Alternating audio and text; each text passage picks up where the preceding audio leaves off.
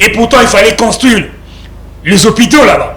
Mais vous n'en disposez pas quand même de Donc aujourd'hui, détourné pour aller aujourd'hui, je pense que si lui et son médecin ont demandé la liberté provisoire pour aller se faire soigner à l'extérieur, je me dis que c'est une insulte pour la République. C'est insulter les efforts que fournit Félix Antoine Tshisekedi Tshilombo. Dans le projet PDL, on a construit les écoles et les hôpitaux dans le coin, heureux coin de la République où Moïse Katumbi, Matata Mpogno, Monsieur Kabila ne l'ont pas fait. Nous avons réhabilité Mamaemo, nous avons rénové Ngalema. Moi je pense qu'il y a les hôpitaux spécialisés et compétents qui peuvent le prendre en charge. Dans l'actif de Kabila, vous avez aussi, qu'est-ce que je raconte, hôpital du Cinquantenaire juste à côté ici. Vous savez, c'est parmi les choses. Quand Félix Antoine Tshisekedi Tshilombo va nommer le nouveau gouvernement, nous allons encore rattraper, récupérer. À part le projet Bukangalonzo, nous allons encore revoir Matata. Merci beaucoup. Donc, nous allons revoir Matata pour lui poser des questions sur le million de l'hôpital du Cinquantenaire. Et aujourd'hui, je vous informe que l'hôpital du Cinquantenaire n'appartient pas aux Congolais, ça appartient aux Indiens. Donc moi, je pense que aujourd'hui, le Congolais doit avoir la maturité. Est-ce que ça ne ferait pas également si plaisir de gratter encore sur l'affaire Sanjo? Parce que là, vous insistez un peu de trop sur le dossier. Non, vous savez, aujourd'hui, c'est ce que je dis à la jeunesse. Parce que tout ça, c'est l'argent de la République. Oui, tout ça, vous savez, j'invite à la jeunesse. J'ai dit toujours à la jeunesse, il faut être plus vigilant. S'il faut gratter sur le Sanjo, donc ça nous ouvre l'œil à bloquer la route à monsieur Vital Kamerhe au niveau de l'Assemblée nationale. Parce que nous avons besoin de personnes, de gens, des oiseaux rares qui peuvent changer les choses. Vous savez, les gens qui ont des antécédents. Ça ne peut pas mener quand même les débats en dehors de nous. Vous savez, les gens qui ont des antécédents avec la République et la population congolaise, on doit s'opposer. Merci. Est-ce que vous savez, avant de chuter, le Congo, on ne doit pas commencer à oublier les choses. Aujourd'hui, dans une sabatoire INC, votre président, c'est quelqu'un que nous le connaissons. C'est quelqu'un qui veut le pouvoir. Il a besoin de créer une crise institutionnelle avant 2028. Mais on se dit, nous allons nous opposer à Kamerhe et nous allons le rappeler. C'est le projet 100 jours. Merci beaucoup. Ndobele, rapidement votre réaction sur la même question de Escadela, qui en est aussi bénéficiaire, et quelques détenus au jour d'aujourd'hui qui sont relâchés. Merci, cher Yvon, pour la question. J'ai été estomaqué dans votre plateau d'entendre que pourquoi est-ce qu'Escadela devait sortir en dehors du pays pour se faire soigner. Je demande de la vie médicale. Je demande à mon frère d'être sérieux. Qu'il me cite même une autorité de la République qui s'est fait soigner à Mamaemo, soit en République démocratique du Congo. Nous voyons tous là. Est-ce qu'il doit avoir une fanfare autour d'elle, se faire accompagner? Non, ça se voit. Ça se voit, nous avons des informations. Parce que les hôpitaux, les hôpitaux à Kinshasa ne sont pas équipés. C'est ça le problème. C'est pour cela que chaque autorité, comme elles ont des moyens, elles préfèrent puissent sortir en dehors du pays pour se faire soigner. Allier place de construire des hôpitaux modernes et bien équipés en République démocratique du Congo. Là, mon frère doit mettre ça dans sa tête qu'il n'y a aucune autorité qui s'est fait soigner en République démocratique du Congo. Escadela, il y a des faits qui lui ont été reprochés. Moi, d'ailleurs, je l'ai su lors de la campagne électorale, lorsque Jean-Pierre Bemba avait déclaré qu'il était en connivence avec les M23. On a vu des SMS, tout ça. Mais maintenant, il est bénéficiaire de la liberté provisoire. Donc, la problématique maintenant, la question que je me pose, si Salomon était en connivence avec les groupes armés, il n'allait pas être bénéficiaire de la liberté provisoire. Comment ça c'est Parce qu'une question qui touche la sécurité de l'État, on ne pouvait pas octroyer à une personne une liberté provisoire de manière facile comme ça. Après plus de 6 mois en prison, il n'y a même pas eu encore condamnation, tout ça. de la personne. Parce que les dossiers restent jusque-là ouverts. Vous avez suivi votre co-débatteur précédent, il l'a si bien dit. Ils attendent impatiemment d'être mis au parfum de ce qui a fait que Kalonda soit réellement entre les mains de la justice congolaise. En République démocratique du Congo, nous savons, lorsqu'on vous octroie une liberté provisoire, c'est-à-dire c'est une liberté définitive. Nous avons pas mal de conseillers, de chefs d'État qui ont bénéficié de cette même liberté provisoire. Où en sommes-nous aujourd'hui? Mais ça n'est suivi par la suite l'acquittement, non? Voilà, l'acquittement. C'est pour vous dire que lorsqu'on vous donne déjà une liberté provisoire, c'est-à-dire que vous êtes déjà acquitté par la justice congolaise. Est-ce que c'est ça la procédure? C'est pas ça la procédure. Bon, heureusement que vous êtes en train de faire des analyses. Hein. Tout à fait. Ouais. Mais lorsque nous constatons, en réalité, si Escadela était en connivence avec les groupes armés, je ne pense pas qu'il allait être bénéficiaire de cette liberté. Bon, laissons les temps au temps pour que nous soyons justement fixés un peu sur cette question. Malgré cela, mais lorsqu'il bénéficie déjà de cette liberté provisoire, et on l'a donné la permission de sortir en dehors du pays, ne pensez pas qu'il va encore revenir en République démocratique du Congo dans ces années-ci. Ah, ok, ça. Merci beaucoup. Parlons maintenant de ces quelques jeunes cadres du PPRD qui ont traversé et ils ont rejoint justement le mouvement AFC des Corneilles Nangonga. C'est entre crise ou frustration? Je commence avec vous, mon ami. Merci Yvon. Je voudrais rapidement dire à mon frère de gauche, il est à ma gauche, je comprends. Je comprends qu'il voulait glisser quelque chose contre Vital Kamerhe.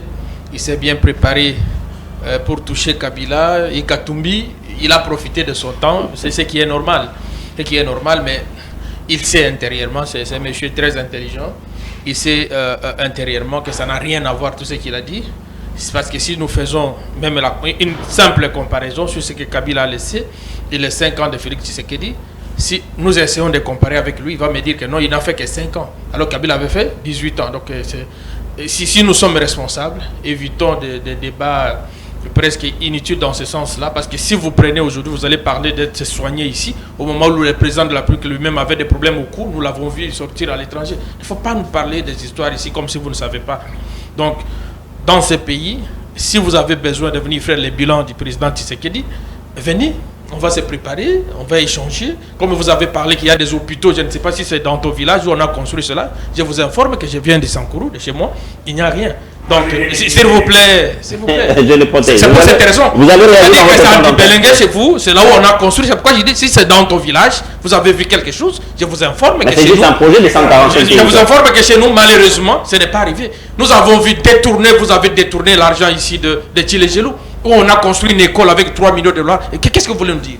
Il ne faut pas énerver les Congolais, on a beaucoup de problèmes. Il fait chaud actuellement, laissez-nous tranquilles avec vos histoires-là. Alors, rapidement... J'ai dit, il ne faut pas nous énerver. Il ne faut pas nous énerver. Alors, je reviens rapidement. Vous avez votre temps d'intervenir. Oui, sur la question, non. Je sais que c'est un monsieur intelligent. Il sait à qui il s'adresse. Hein, c'est normal. Le dossier du PPRD, des jeunes, non, ça n'a rien à voir. Le PPRD n'est pas concerné dans cette histoire, je pense. Vous savez, c'est un peu ça notre pays. C'est un peu ça notre pays. J'ai vu ici les jeunes de l'IDPS aller chez Kamwena Sapou. Nous avons vu, il y a eu des procès. Je parle parce que je suis avocat. Nous avons eu à défendre d'autres clients qui étaient de Kamwena Sapou, mais membres de l'IDPS et tout. Est-ce que nous allons dire que l'IDPS est allé soutenir une rébellion? L'IDPS continue à fonctionner ici. Kaboun de Tel avec son équipe continue à travailler. Donc il ne faut pas faire de tels raccordements. Nous allons nous perdre. S'il y a des jeunes qui se sont sentis frustrés, s'il y a des gens qui ont trouvé pour eux, les revendications, c'est d'aller prendre les armes. Mais la République est là, nous allons voir leur sort. Et à ça que je sache, ils ne feront absolument rien. Parce que je ne vois pas cette rébellion venir jusqu'ici à Kinshasa, comme Nanga prétend le dire. Mais dans ça, Yvon, il y a beaucoup de questions qu'on se pose. Dans cette histoire, il faut se poser beaucoup de questions. Parce que pourquoi maintenant, pourquoi seulement maintenant où il y a ça? Nous voyons beaucoup de jeunes, beaucoup de cadres, beaucoup de gens aller vers là. Est-ce qu'il y a un intérêt? Est-ce que ce n'est pas tout simplement parce que la République a des problèmes? Est-ce que nous n'avons pas d'autres problèmes de dysfonctionnement dans notre pays? Qu'est-ce qui se passe? Tout simplement, nous ne voulons pas analyser publiquement parce que nous nous disons, si on peut risquer de donner la matière à l'ennemi, parce que les problèmes qui nous concernent, ce sont des problèmes purement congolais. Et nous allons régler entre nous, s'il y a un problème de fonctionnement de l'administration, s'il y a un problème politique, nous pouvons régler des problèmes politiques entre nous. Mais sinon, nos amis qui gèrent exagèrent un peu. Exagèrent un peu, et actuellement ça devient de trop.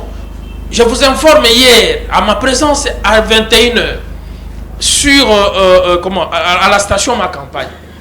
Je venais avec mon jeune frère, on nous arrête par la garde des Républicains, tout le monde arrêté, ne passez pas, on bloque la route.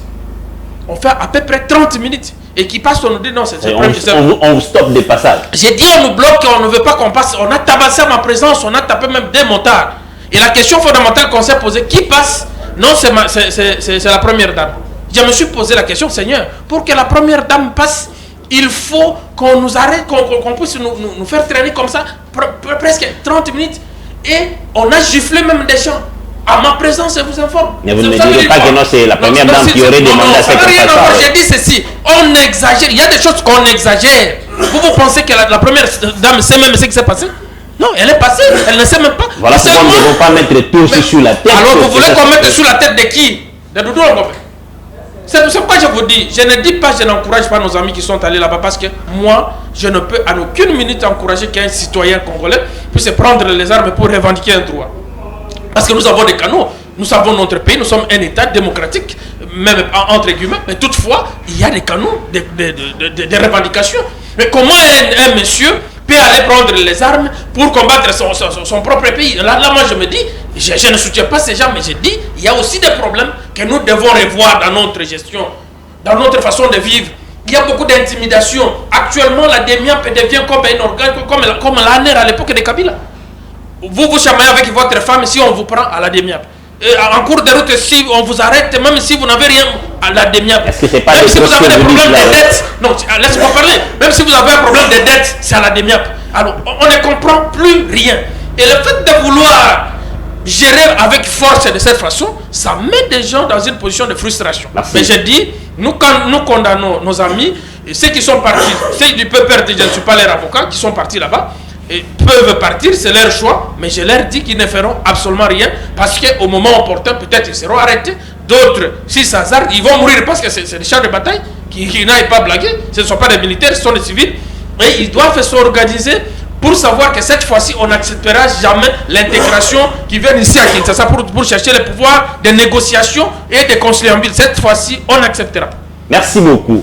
Mon ami, vous avez suivi le secrétaire permanent adjoint Ferdinand Kambere, qui a rejeté en bloc que cela n'engage en rien le PPRD. Pour preuve, il a évoqué aussi les cas de Loumanu, Bochab, qui sont partis du parti PPRD, que cela n'engage pas le PPRD et moins encore le FCC. Pour preuve, l'autorité morale Joseph Kabila n'y est pour rien.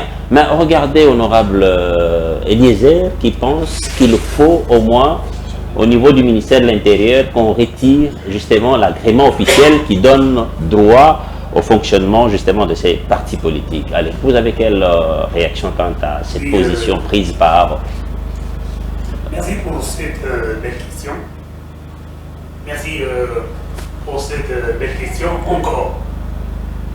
Vous savez, aujourd'hui, M. Kabila l'a fait avec le RCD de Roger Loubal. La dissolution a été consommée.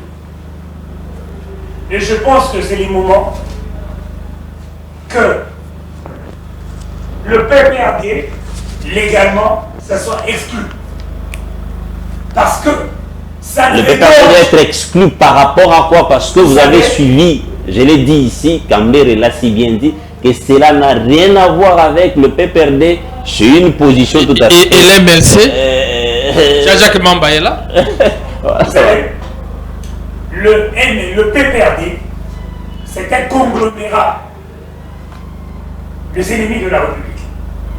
Vous savez, aujourd'hui, avant d'arriver, ce qui s'est fait, ou le cadre du parti parti de la honte, du parti sanguinaire de M. Kabila, vont rejoindre M. Nanga, c'est parce que ce qui s'est fait dans ces pays, ne s'attendait pas.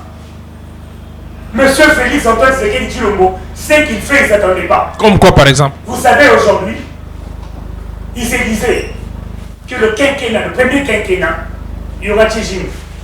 Félix Antoine Tshisekedi Tshilombo a eu à réaliser le projet qu'il y a eu dans les 5 ans, plusieurs projets que eux, dans les 18 ans, n'ont pas pu. Et PCN. Vous savez, et PCN. Mais n'oubliez pas aussi, dans ces mêmes projets, il y a eu des détournements qui ont conduit aussi.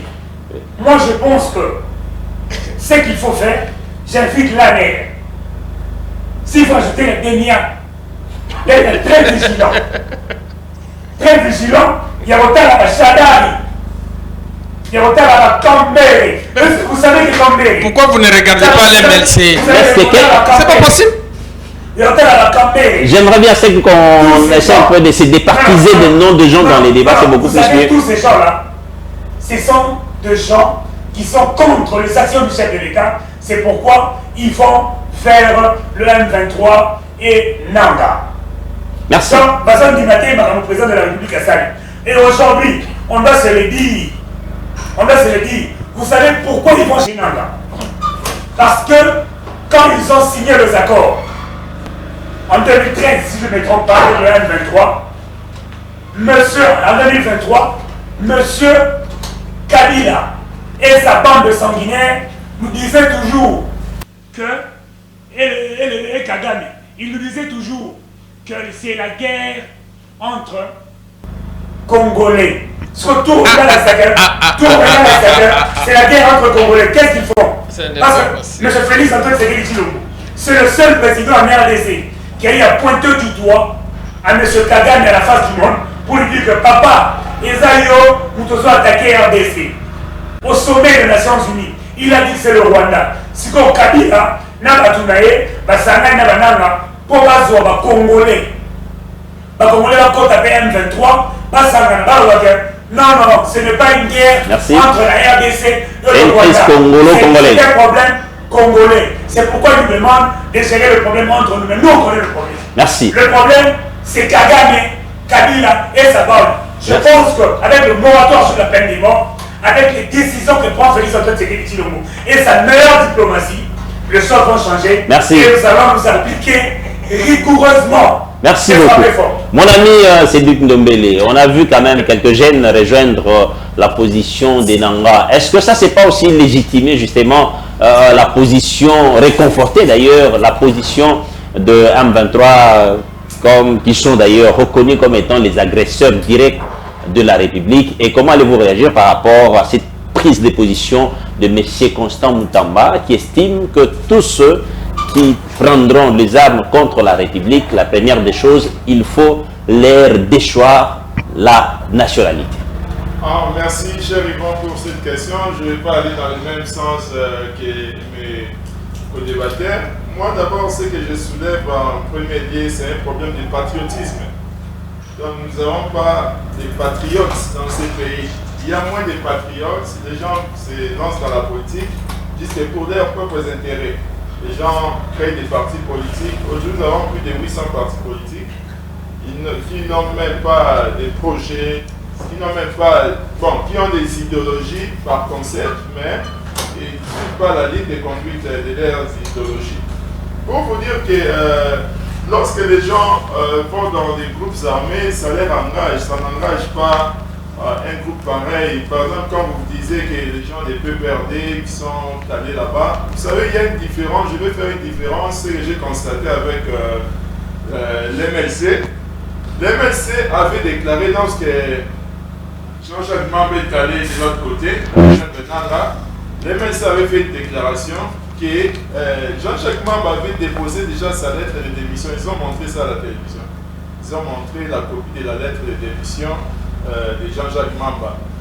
Au PPRD, je n'ai pas vu les lettres de démission de ces gens-là, mais ils ont rejoint directement. Bon, nous sommes intellectuels, devons aussi analyser. Ça peut être une affinité que Nanga a avec ces gens-là. ils ont appelé à venir me rejoindre ici dans ce groupe armé. Il y a beaucoup dans ces groupes armés, il y a beaucoup d'argent ici. Vous allez vous enrichir, tout ça. Deuxième compréhension, les PPRD. S'enrichir au détriment de la nation. Au détriment de la nation. Comme il a fait M. Kabila. C'est lui qui a la parole. Oui. Les PPRD peut aussi être en connivence avec Nanga, on ne sait pas. Là, ce sont des hypothèses. Okay. Donc, pour vous dire que nous avons un sérieux problème de patriotisme dans ce pays. Les gens préfèrent plus tuer ses frères, ses sœurs, au détriment de l'intérêt général. Donc, moi, je dirais que je suis d'ailleurs très ravi lorsque on a levé les moratoires sur la peine de mort. Je suis très ravi pour cette initiative des autorités du pays. Les gens qui se lancent dans des bavures pareilles doivent être condamnés à mort. Ces gens-là doivent être condamnés à mort. Au cas où on vous capture directement, on devait subir la rigueur de la loi. Très bien. Merci beaucoup. Allez, on a pris assez de temps, mais on aborde ces sujets et puis ça sera d'ailleurs la fin parce que on nous fait signe. Parlons un peu de la levée du moratoire sur la peine des morts contre les trahisseurs de la République. Vous avez quelle réaction? Parce que d'autres langues disent que c'est juste un moyen politique pour créer de la répression aux autres. Non, merci beaucoup. Rapidement, je voulais répondre à mes amis. Sincèrement, je ne comprends pas qu'est-ce qui se passe. À mon frère ici à ma gauche, comme le PPRD n'est pas représenté dans cette émission, je pense que ça ne sera pas responsable pour nous de continuer à attaquer les PPRD et tout. Ce n'est pas intéressant. D'ailleurs, je pense prochainement... Oui, surtout que nous n'avons pas toutes les informations. Vous savez, même mon ami qui vient de parler, peut-être ils ont ceci, peut-être qui vous dit que le fait seulement de déposer la lettre de démission, ça démontre en suffisance que vous êtes désolidarisé de votre ancien parti politique. Et je vais vous dire que dans un parti politique, il y a un contrat d'adhésion. C'est pour cette raison que nous adhérons et vous pouvez partir, il n'y a pas de contrainte. Et vous allez empêcher à quelqu'un qui est venu, qui a trouvé un contrat, de venir adhérer et partir. Et vous allez l'empêcher d'aller dans une rébellion ou quoi que ce soit. Non, c'est sa façon de voir. Vous parlez de patriotisme tout naturellement. Ils ne sont pas patriotes, c'est ce que nous pouvons dire. Et comment vous allez faire ces raccordements, ces rapprochements avec les PPRD? Je vous donne un exemple. L'IDPS, Tshisekedi est allé rencontrer, comment on appelle ça, RCD à l'époque. Vous oubliez ça? Est-ce qu'il n'était pas allé à l'RCD? Est-ce que nous avons vu ici dans cette ville, Kabila a demandé qu'on puisse enlever des choix, faire ceci. Nous avons beaucoup d'exemples dans ce sens-là. Ce n'est pas ça le problème. Moi, j'aurais souhaité qu'on puisse se poser des questions. Qu'est-ce qui se passe concrètement pour que les gens rejoignent Nanga? Qu'est-ce qui se passe? On doit se poser des questions. Donc mon ami a parlé, non, parce que il dit si c'est non, Tshisekedi a beaucoup fait, c'est pour cette raison il ne supporte pas ceci. Il a fait quoi? Il a fait quoi et dans quel domaine? Je suis désolé. Écoutez, je reviens. Sur les moratoires, je ne veux pas faire ces débats. Vous savez, moi je vous ai dit, vous connaissez que je suis juriste. Lorsque nous venons ici, on ne veut pas parler comme avocat. J'évite même d'intervenir comme un juriste. Non, j'ai dit ceci. J'évite même d'intervenir comme un juriste. Parce que dans ce pays, il y a des choses que je ne sais même pas comment je peux interpréter. Qui a dit à ce gouvernement, à M. Tshisekedi et son équipe, qu'il y avait un moratoire? Qui leur avait dit ça? Personne. Ils se sont réveillés le matin seulement parce qu'il y avait des déclarations, des aveux. Il y avait de vœux de voir, non, qu'on enlève ceci. Chaque fois, nous sommes... Moi, je vous dis, nous sommes praticiens de droit. Je vous informe que chaque fois, il y a des condamnations à mort. Mais qui ne sont pas exécutées. Tout simplement parce qu'il y a eu la volonté d'une autorité, mais ce n'est pas coulé dans un document. Qu'on me montre ces documents-là, qu'il y a un moratoire, ceci, on fait des discussions sur quelque chose qui n'existait pas. Ils ont levé une chose qui n'existait pas. Donc, pour moi, s'il a besoin qu'on aille, qu'on commence à exécuter les gens, il n'y a pas de problème. Nous savons que le règlement des comptes peut-être prendra de l'ascendance sur la raison. Parce qu'il y a beaucoup de politiciens qui vont en subir, qui vont en payer les prix. Ce n'est pas grave. Mais j'ai dit seulement, est-ce que vous voyez Félix Tshisekedi accepter qu'on puisse tuer 10 Congolais au même moment parce qu'ils ont fait ceci? Parce que c'est à lui les derniers mots, selon la loi. C'est à lui qu'on confère le pouvoir de décider. Donc, on peut condamner, je vous dis, Yvon. La question, ce n'est pas la peine de mort. On vous a dit dans ce pays que la justice est malade. Yvon, qu'est-ce que vous voulez? Donc, vous êtes dans un pays où la justice est malade, mais je ne sais pas quelle magie vous allez ouvrir. C'est la peine de mort qui est votre remède? Ça n'a rien à voir. Donc, organisons d'abord notre administration judiciaire.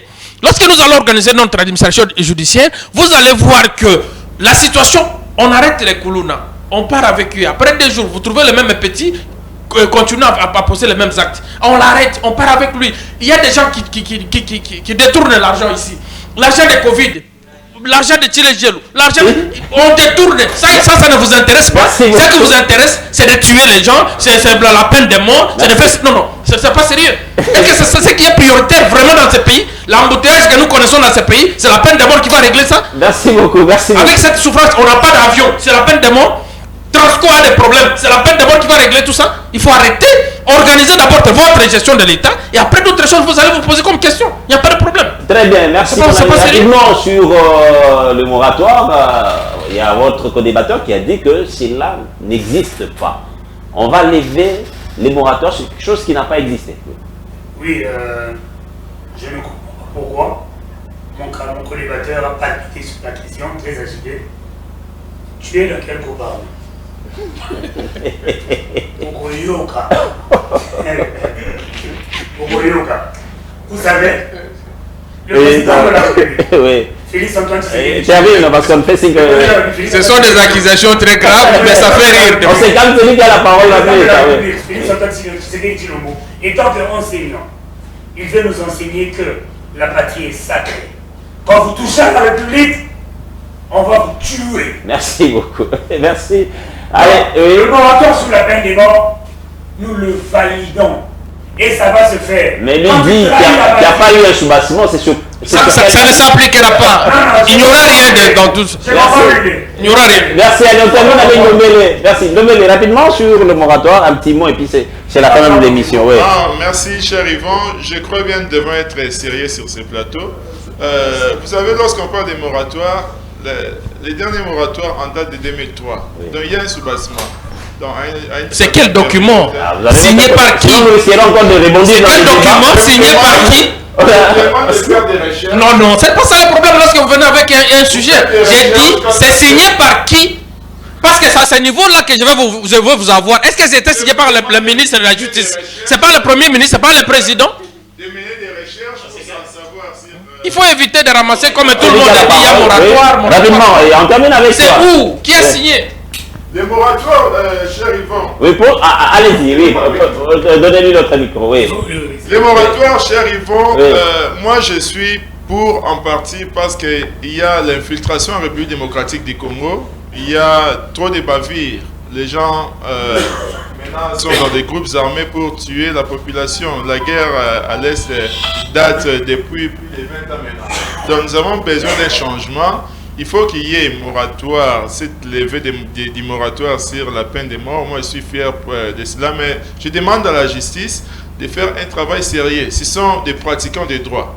Ils doivent lire les droits, que ce ne soit pas une personne, parce qu'ils ont déjà listé. Telle infraction, vous devez subir la peine de mort. Mais ce ne soit pas une personne qui a ravi les pains à son frère. Et on dit qu'ils sont passibles à la peine de mort. Et on dit que vous êtes condamné. On n'avait pas évoqué les cas de détournement, des deniers publics.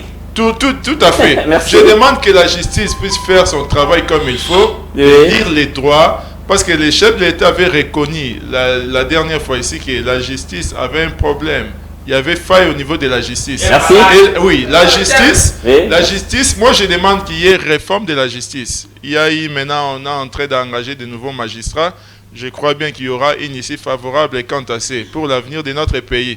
Même la Bible déclare que la justice élève une nation. Nous croyons que la justice va élever cette nation les jours à venir. Et je demande au chef de l'État de tenir compte à la jeunesse pour la formation du gouvernement. Merci beaucoup. Voilà. Mesdames et messieurs, c'est la fin de cette émission. C'est comme si on venait à peine de démarrer. Hein? Tout à fait. Merci à vous, mon ami. Merci beaucoup.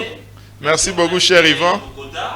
Merci à mon ami Doudou Longombe d'avoir honoré quand même nos téléspectateurs. Merci aussi à Maître Béni Kamalinga. Quand bien même il vient à peine d'arriver à la fin de l'émission, c'est là qu'il part. On pourra le recevoir prochainement. Quant à moi, mesdames et messieurs, je vous dis bye bye et on se retrouve prochainement dans un nouveau livre.